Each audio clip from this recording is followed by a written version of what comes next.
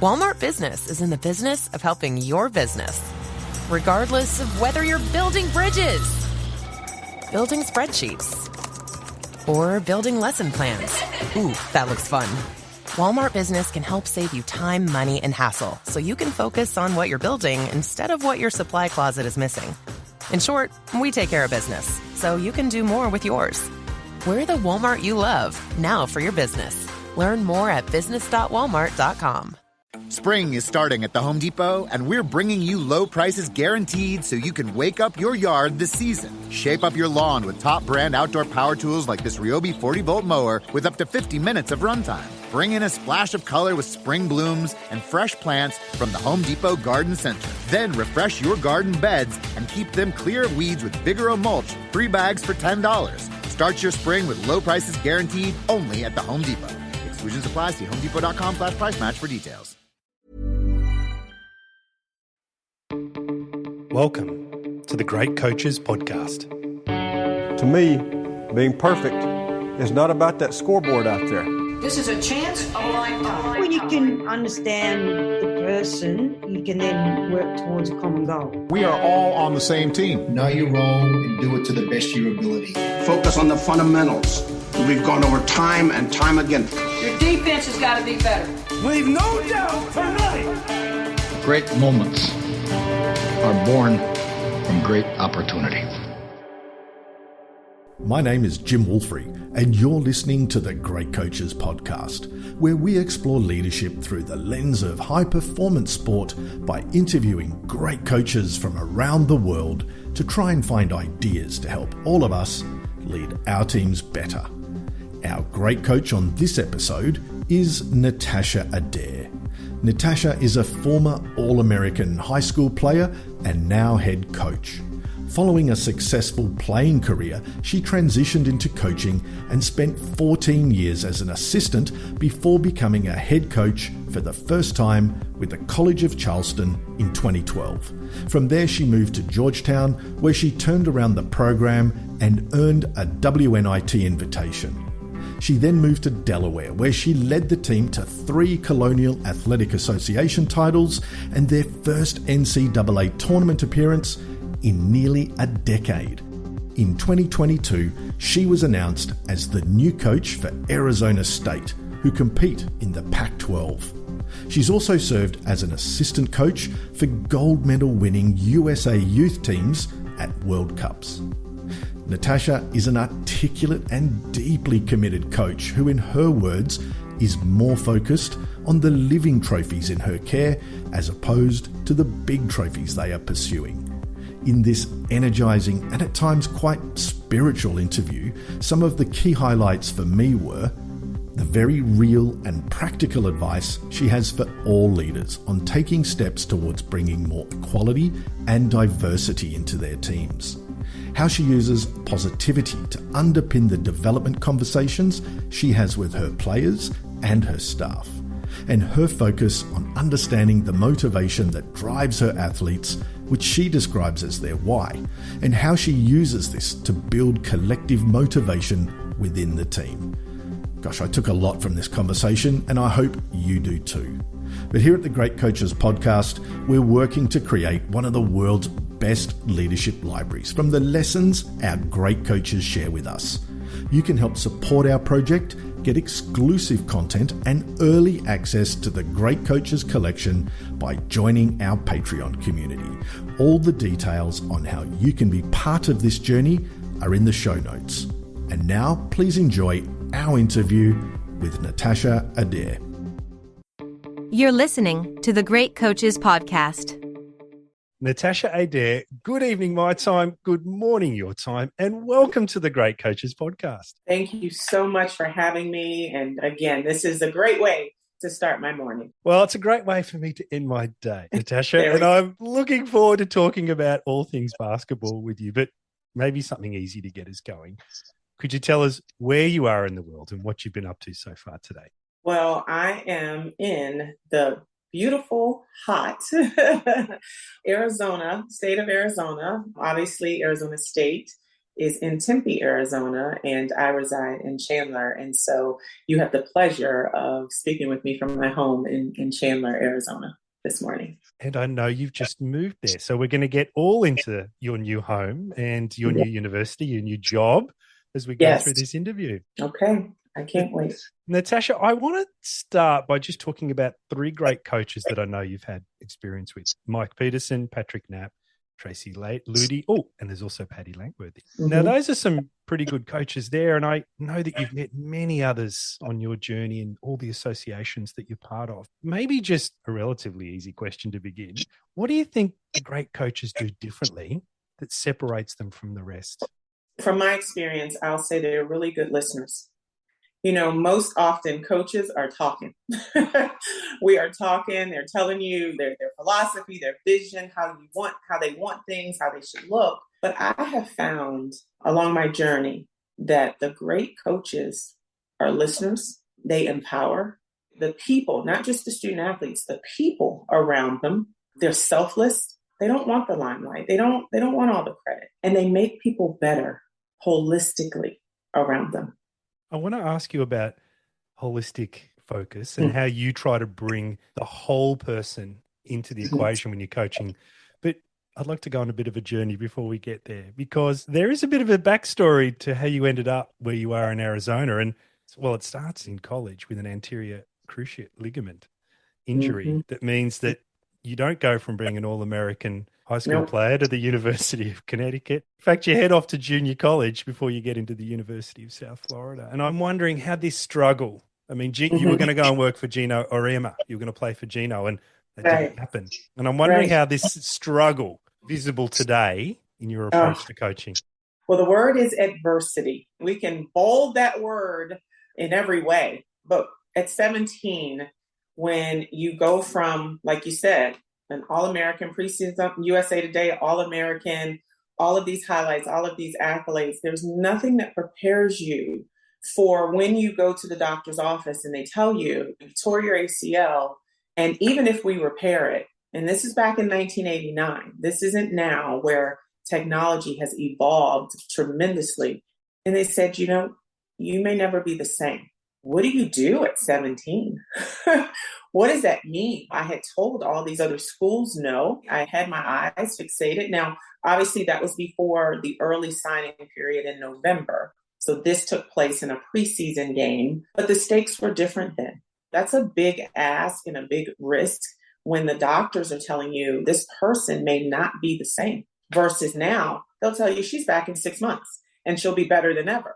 So at that moment, I'm so grateful and so thankful for my family, because my mother, she is such the prayer warrior in our home that she said immediately, God has a plan. And at 17, I'm like, okay, Mom, I hear you. But right now, what does this mean for me? And not just my mom, obviously my dad, my coaches. Paddy Langworthy was my high school coach at the time, who I still talk to this day. And it was just, we cried. We all cried, and we didn't know what was next. But I knew I was loved. I knew I was cared for. And I knew that my parents had instilled this strength and toughness in me, that even though I couldn't see what was next, I knew I was going to be okay. But when you talk about adversity and you talk about how that's paved my way, just from a player coming back from injury, having to go through to the junior college level to then test it to see if I could even be the same. And thankful to Vicky Carson, Hall of Fame Vicky Carson, who took a chance, sight unseen. I mean, she knew what I could do, but we had no idea what I was going to be able to do next. But she said, come here. There, she poured into me as a person, building that confidence back up, telling me, hey, this is the new improved you. We don't know why this happened. And just growing in that experience, learning to trust, learning to fight through adversity, knowing what I was, knowing that I'll be a different but better version of myself. Again, it was the people around me who poured into me, because there were hard days. There were hard days when I knew I could do certain things, but my body wouldn't let me do it. And at 17, now 18 years old, how do you manage all of this? So I really attribute The people, I mean, I wouldn't be here without all of the people that we're going to talk about today. And that's just a snippet of just the beginning. How I apply just my experiences to coaching, it's every bit of it. Every day is adversity. Every day you're going to experience in this landscape that we're in now in 2022. I mean, you look at what our young players have to deal with. I mean, social justice, COVID, pandemics. I mean, unheard of. We didn't experience that. Now, I tore my ACL. In comparison to what they have to deal with on a daily basis, our worlds were private back then. Everything is on social. Everything is public. Do you know the pressure that these, I won't even say 17 to 22-year-olds, let's start in high school. Let's start in middle school. Their life is under a microscope. We got to fail in private. We got to grow in private and only reach out to our safe space, our support group that wasn't going to judge us, that wasn't going to say these cruel things publicly. And so when I look at that little bit of adversity that I went through and how I apply it to now, every day it's about building our players up, empowering them, telling them that you can't see it, but it'll make sense in reverse. We don't know now, but stay on task, trust the process. I will be with you every step of the way. And that was because that happened for me. No one allowed me to be by myself during that time. And on the journey back, they always reminded me of the growth, how proud they were, that what I was feeling was okay. When I was frustrated or angry or sad, they said it was normal. Because as an athlete, you don't want to show what we used to think was weakness if you cried, or weakness if you didn't present yourself strong all the time. And so it just taught me, Paul, so much about being a leader and being a teacher and letting our young people know that it's a journey to wherever it is you want to go. The road to get there is never straight. It is going to have detours. It is going to have potholes. It is going to have bumps. But if you don't have to go it alone, and you're going to have people there when you get off track to help you get back on, then you will get to the finish line. And it'll be a journey of a lifetime. I feel like I want to bounce up now and run through a brick wall.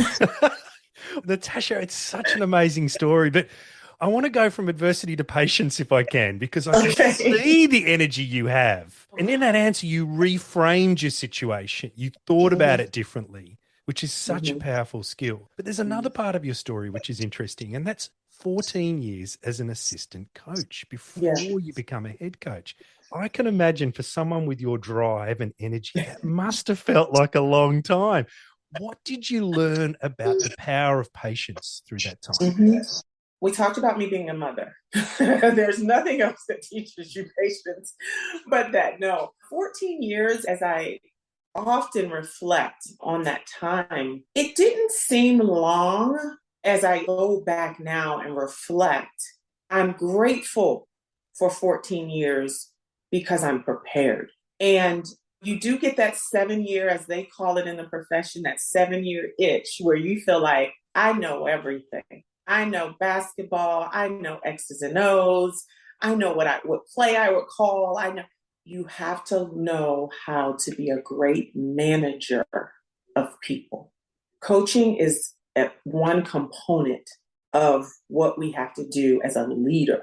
And you have to know the people on your team, in your organization. You have to know their why. You have to learn what matters to them versus what matters to me. And my 14 years allowed me to watch, to listen, to learn, to ask questions. And I had with Patrick Knapp at Georgetown, obviously, Mike Peterson at Wake Forest. But when you go back to high school with Patty Langworthy and Vicki Carson and Trudy Lacey, I had so many, and those were just the head coaches. There were so many assistant coaches as well that I still talk to. Stephanie Glantz, who, gosh, she has been so much to me. Helen Williams. Those are people along the journey I watched.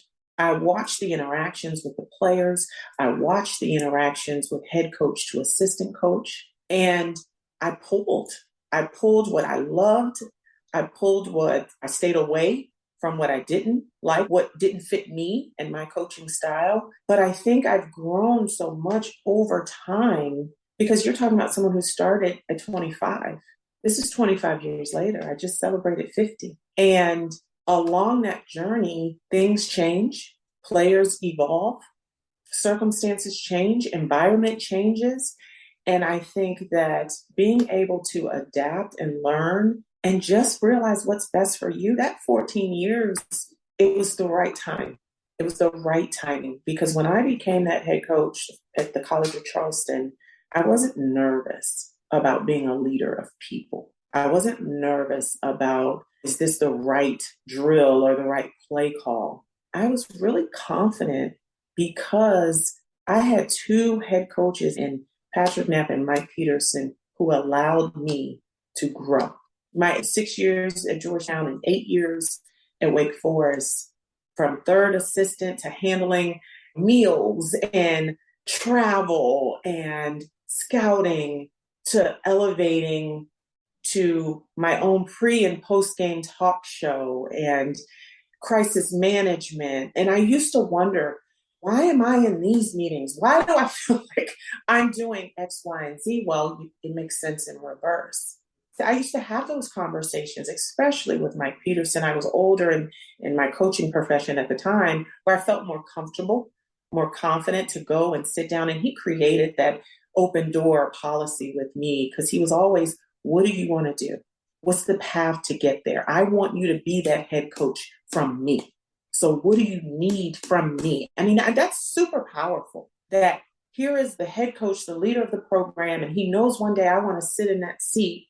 And he's confident enough to say, you know what, I can help you. But I know you're not 1 foot in, 1 foot out here.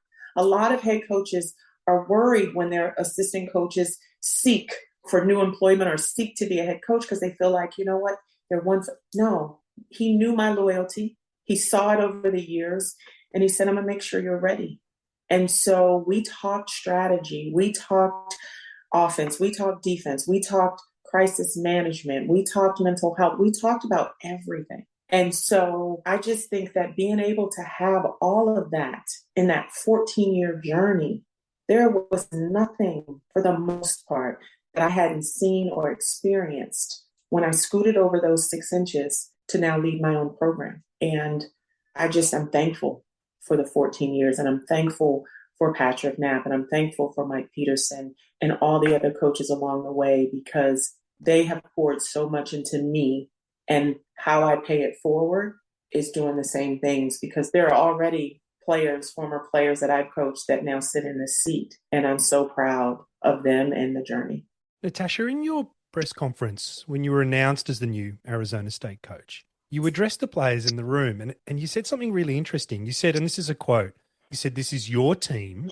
You matter. We are going to get to your why and take it a step further."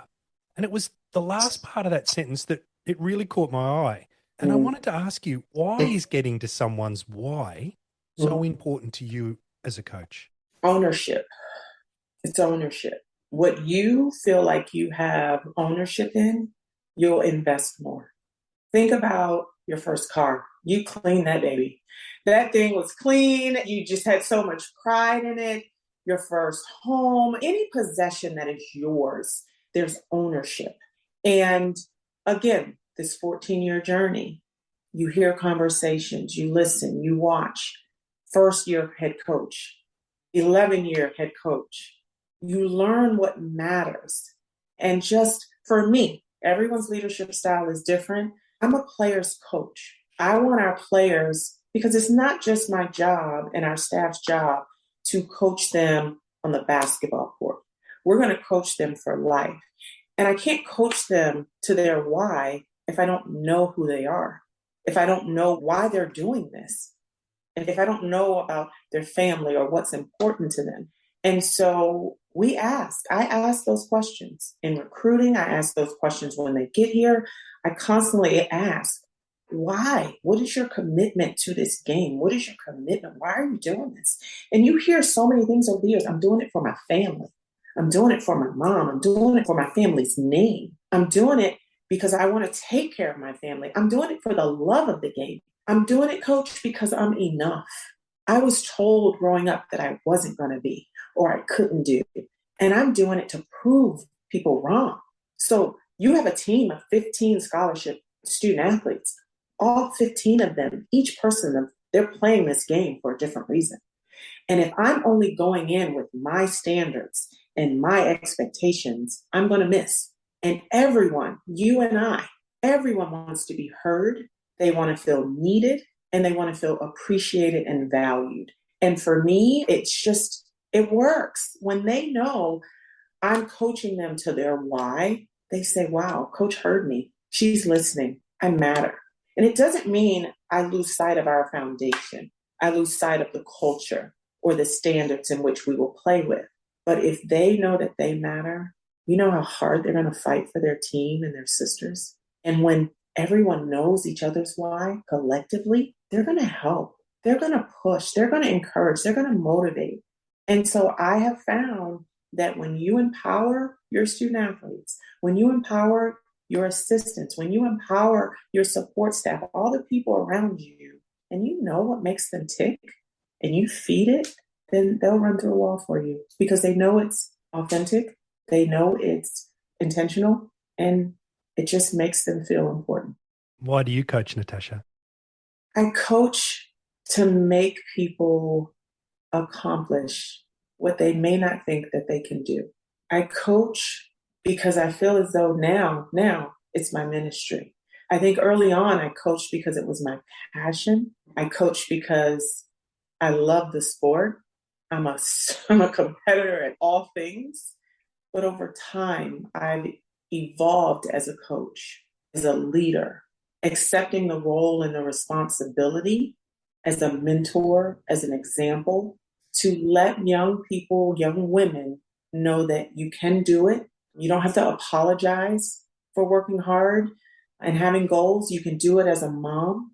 You will have to have balance and sacrifice, but I want them to see me, not just as their coach, as a strong woman for me of faith, but just someone who defies all odds, who's fearless, and who makes people better. I know that words are important to you, Natasha.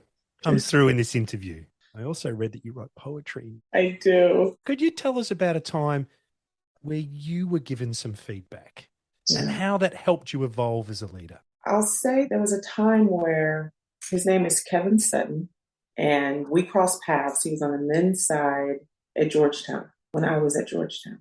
And we just in casual conversation, talking basketball, talking shop.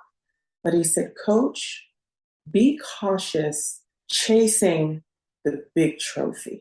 And I'm looking at him and he said, don't lose sight of the living trophies.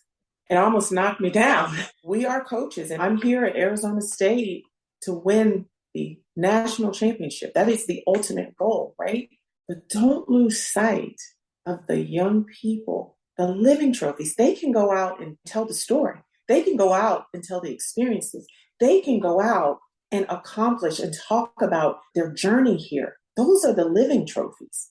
And that immediately, and not that I didn't care about the student athletes or to try to empower them, but just that phrase, just living trophies, words was so powerful that whenever I can speak and to whoever I can speak to, I share that. And I always make sure that I talk about Kevin Sutton and say that that was our conversation and that was what he said to me, because I do not want to misquote using that as my own, but I do use it because I do think that's super important for people to understand what we're doing and the power that we have, the power and influence of a coach, of a teacher.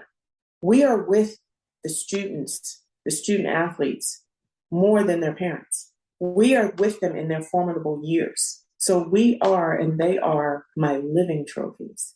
And so the power of words, the power of phrases, that has been with me and will stay with me forever. Walmart Business is in the business of helping your business. Regardless of whether you're building bridges, building spreadsheets, or building lesson plans. Ooh, that looks fun. Walmart Business can help save you time, money, and hassle so you can focus on what you're building instead of what your supply closet is missing. In short, we take care of business so you can do more with yours. We're the Walmart you love, now for your business. Learn more at business.walmart.com. You also talk a lot about action in your interviews. You also talk, and you've talked about it in this interview, actually, when I asked you about great coaches, you said they're listeners, they empower, and they have selflessness. You also emphasize selflessness a lot in your team. And I wanted to ask you, how do you bring a focus on selflessness just into the daily routines of that team? That's just how I'm wired. We talk about a we team versus a me team. We don't have agendas. We don't feed egos. We just don't. But what we do is we acknowledge one another. From a pass to me to you, and you make the shot, I'm very intentional to say, hey, go tell her, great pass. Did you tell your teammate that might have missed? Hey, I'll see you next time. That was a great look. You got it next time. So always interjecting the positive. I think that's super important because it's human nature to go negative or to reflect on what didn't work. But I think it's, again, intentionality about positivity with others and with our players, with our staff. I'm constantly saying, thank you. I appreciate you. And sometimes they'll tell me, well, no, coach, that was you. No, it wasn't me. It was you. I know who I am.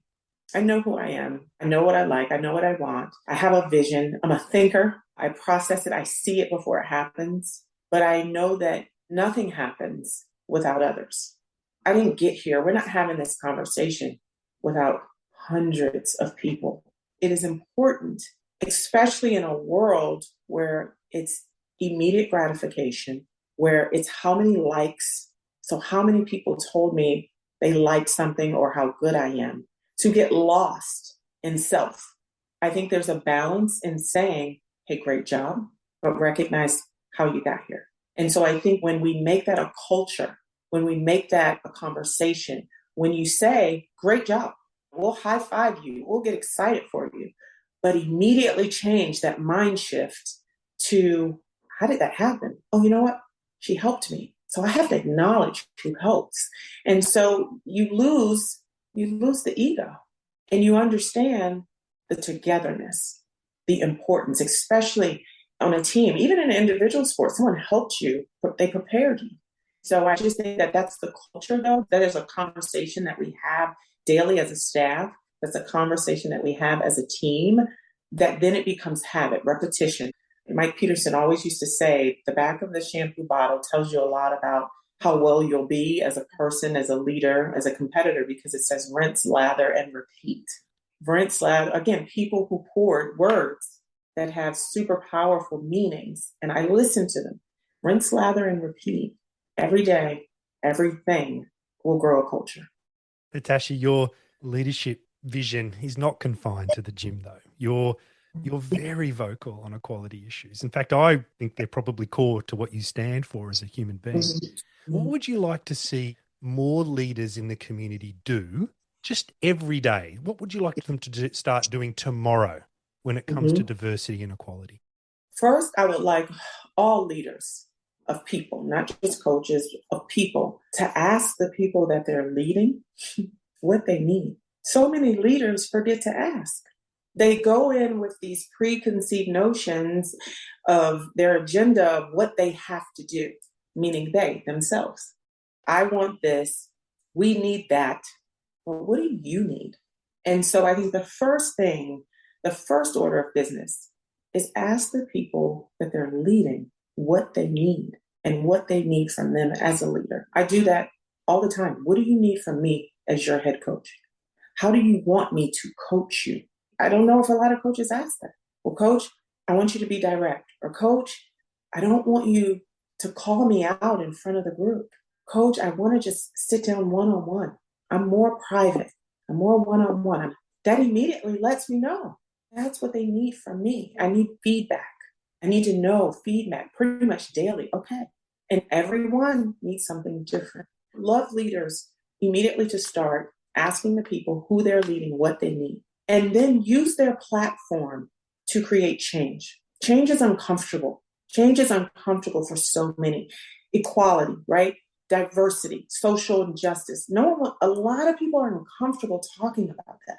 But if I'm a leader and I'm leading a group of people, it is my responsibility to make sure every person that I'm leading feels important. That's why representation matters. Gender, ethnicity, it matters. I can't lead or I can't empower someone if they never know that they can do it. You walk in a room and there is not equality, if there is not balance, if there's not diversity, if I'm leading young people and they look around and there's no one that looks like them, how do they know they can? I just think that it's time for leaders to have tough conversations with themselves and whatever it is they're uncomfortable with, and seek out resources, seek out information, seek out help, because they're failing in their leadership if they don't bring awareness, if they don't bring change, if they don't bring new ideas, if they don't grow their culture. So I just think that's where the word action, it's time. I think they need to first ask, though. I think when you know, you know. Natasha, I'd like to follow up and talk to you a little bit more about empowerment. You mentioned it there, but maybe just another great quote I've got from you before I ask the question. You say, as a coach, you're going to prepare them, the players, to compete. You're going to prepare them on game night, but you have to prepare them as young women. Every place I've been, we've had success because we empowered our student athletes. I'm wondering, there'll be people listening that think, okay, I want to start empowering my team. And it could be a community group, a work group, whatever. What are some of the practical things you think they could do to just start empowering people tomorrow? I hate to sound repetitive, but whoever you're leading, you have to know where they want to go. So I think you have to have that initial conversation of what matters to them. What are their goals? What are their short-term goals? What are their long-term goals? But then what's holding them back? See, I think there's another thing. What are their fears? What are their fears? And then feed them. Feed their fears. What's important to them?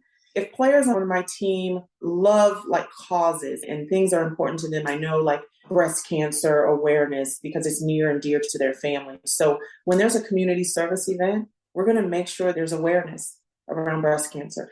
If there is maybe something internally in someone's family that they're dealing with that we can gather around or create awareness about. I know where I was previously, mental health was really important for one of my student athletes. And she was also an art design major. So she got to design the shirts that the team wore. And we wore them for a mental health game. That lets her know she matters. That lets her know that what's important to her is important to me. And I think that that's the empowerment where we have them from 17 to 18 years old to 22 to 23 years old, where they come in and they're really soft-spoken and their shoulders may be slumped, to where by their sophomore year, their parents are calling and saying, wow, my daughter is part of this student group. I'm really big on tapping into the academic experience as well. So if there are groups on campus that are important to you, then we will find time and balance and all that we have to do to make sure you're a part of that group. We had players on the diversity task force. We had players on student athlete advisory committees. We had them all over because that was important. And so you don't know what's important to them if you don't ask. But then when you have that information, do you just hold it? Or do you say, I heard you, you know what? I want you to be our representative. I want you to speak here at this organization. I want you to come with me and shadow me because I know you want to be a coach. There's an organization through the WBCA, a program rather, that's called So You Want to Be a Coach. You have to apply for it. It's like it's a job and you go through the interviewing process. Well, I had 3 players at my previous institution where they said, Coach, we want to go into coaching. Well, you immediately reach out to the WBCA and the So You Want to Be a Coach program because I heard my 3 players said they needed my help. Well, all 3 of them got into the program. All 3 of them today are coaching.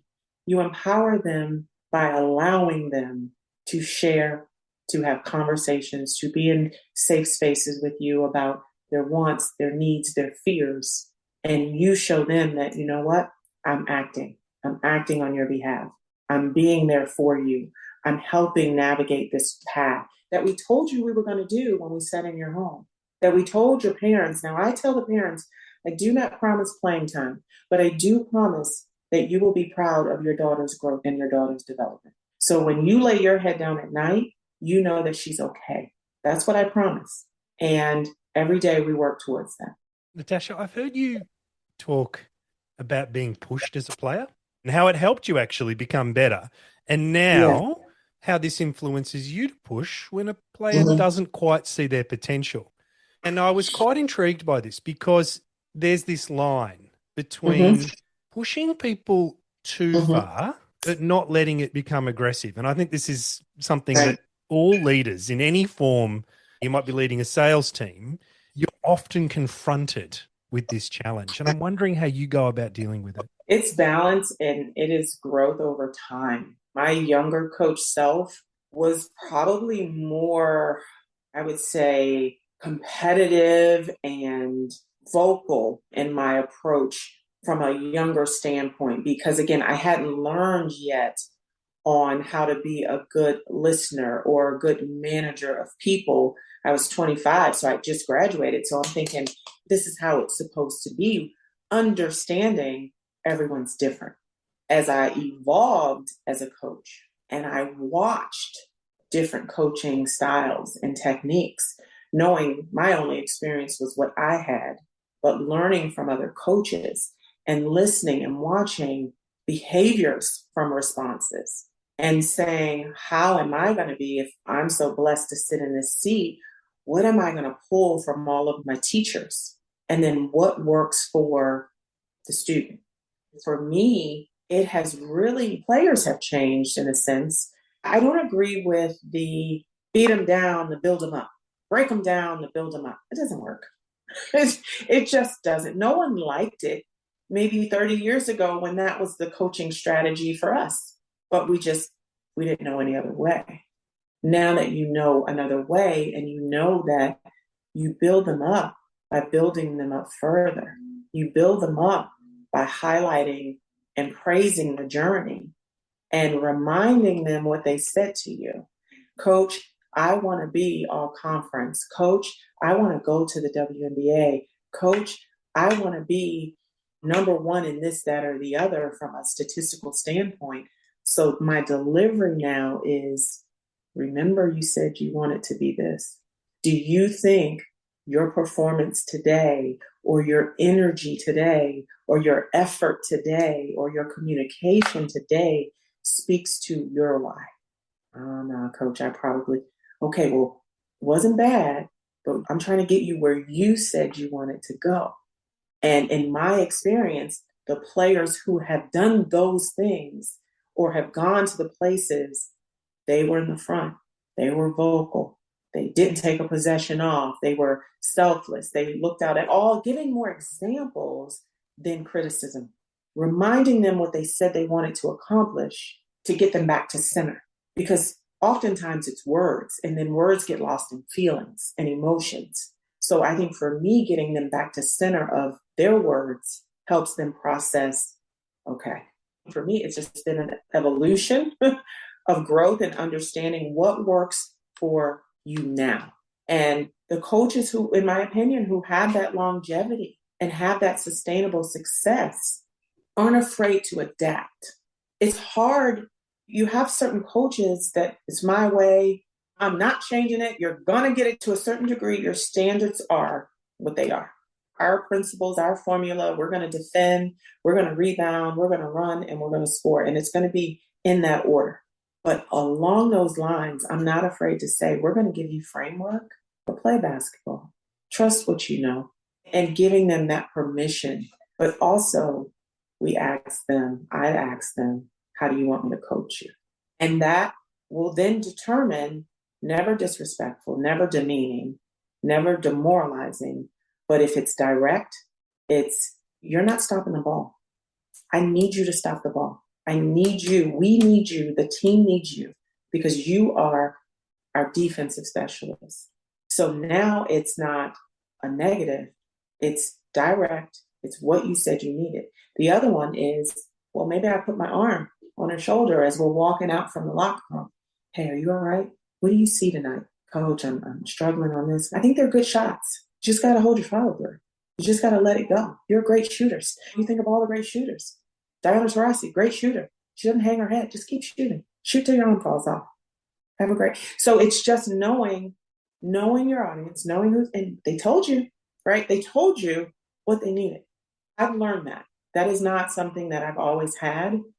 But I think over time, also being a mother has really helped me. And it's so funny. A lot of my older players, they'll come to a game and they'll like, what is this hold hands? And what is this?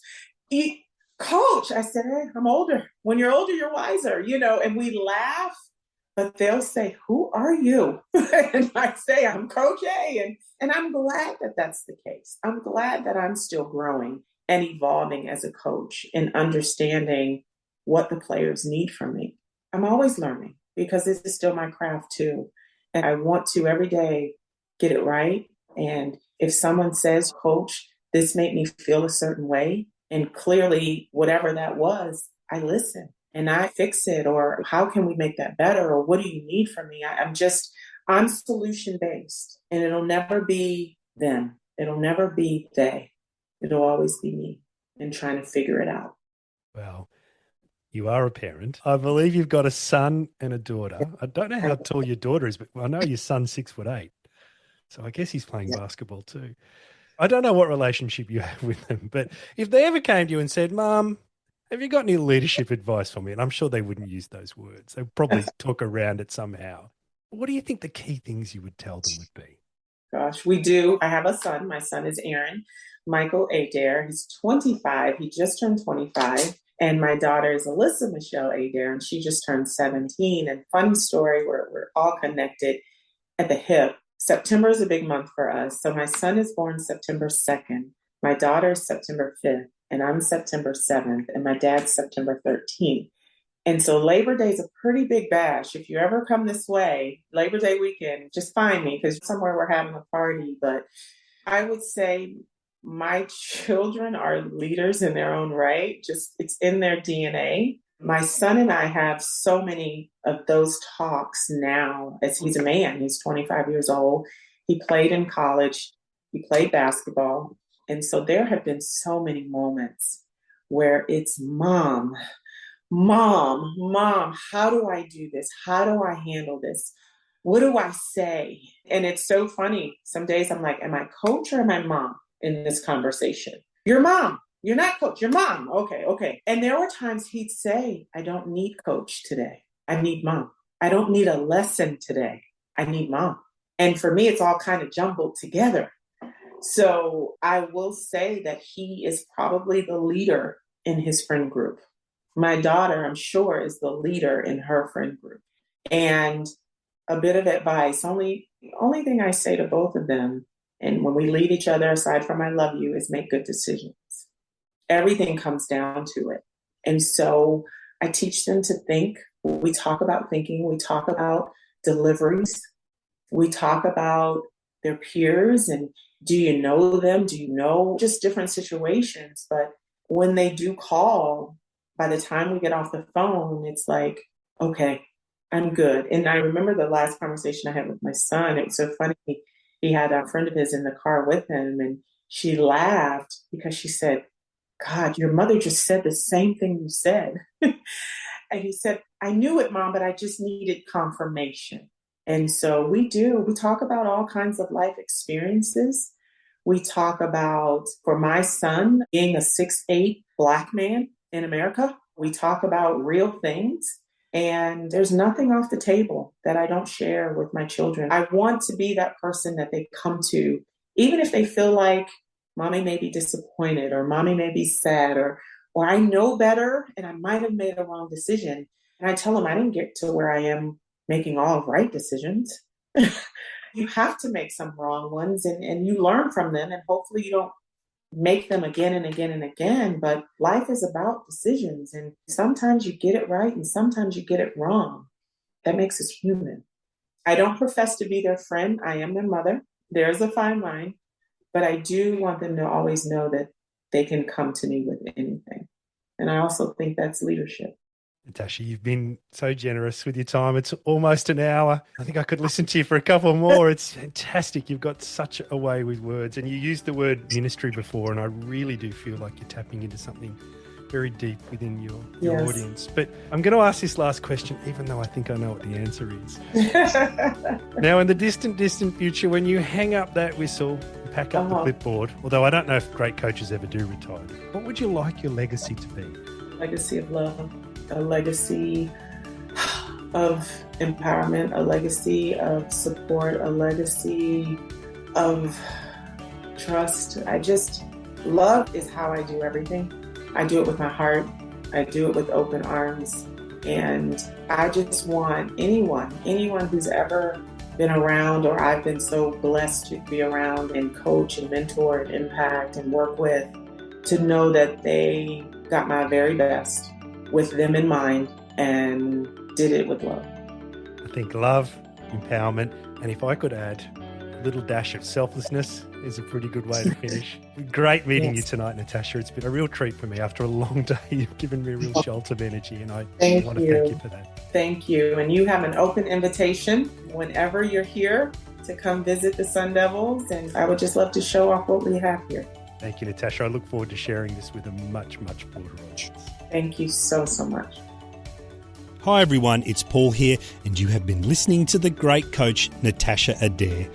I hope you enjoyed Natasha's thoughts and found a few ideas that you can bring to your own dinner table, locker room or boardroom table for discussion.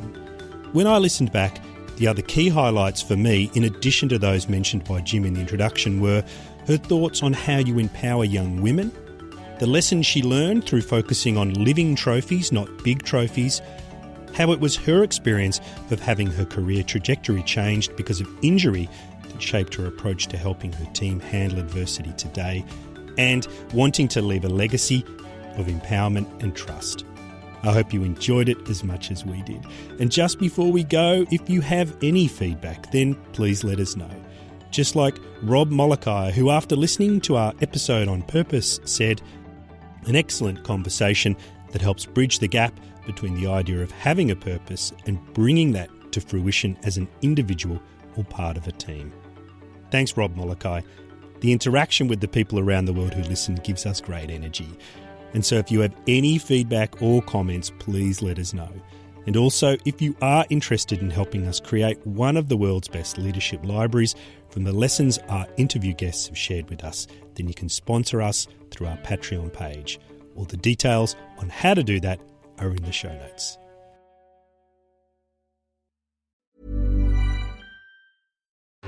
The world of business is constantly evolving, and Comcast Business keeps you in step with secure AI-backed networking in more than 100 countries, powering 90% of the Fortune 500 and millions of small businesses.